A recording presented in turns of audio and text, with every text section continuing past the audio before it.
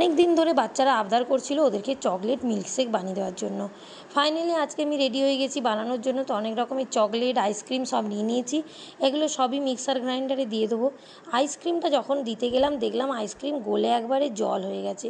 তো ওই ভেতর থেকে বের করে আইসক্রিমটা দিয়ে দিয়েছি। তারপর পরিমাণ মতো দুধ আর চকলেট সিরাপ দিয়েছি। এবারে 2 থেকে 3 চামচ মতো চিনি দিয়েছি। দিয়ে এটাকে আমি মিক্সার গ্রাইন্ডারে ঘুরে নেবো। এটাকে আমি পেস্ট করে নেবো। তারপরে গ্লাসটাকে একটু ওই চকলেট সিরাপ দিয়ে গার্নিশ করে দিয়েছি দেখতে ভালো লাগার জন্য। তারপর এখানে মিল্কশেকটা দিয়ে ওপর থেকে একটু চকলেট দিয়ে সাজিয়ে নিলেই কিন্তু রেডি হয়ে যাবে এই দুর্দান্ত স্বাদের চকলেট মিল্কশেক। অবশ্যই আপনারা আপনাদের বাড়িতে বাচ্চা থাকলে বানিয়ে খাওয়াবেন, খেতে কিন্তু খুবই ভালো লাগবে। ভিডিও ভালো লাগলে লাইক কমেন্ট করবেন, আর নতুন নতুন ভিডিও দেখার জন্য আমার চ্যানেলটাকে ফলো করে পাশে থাকবেন।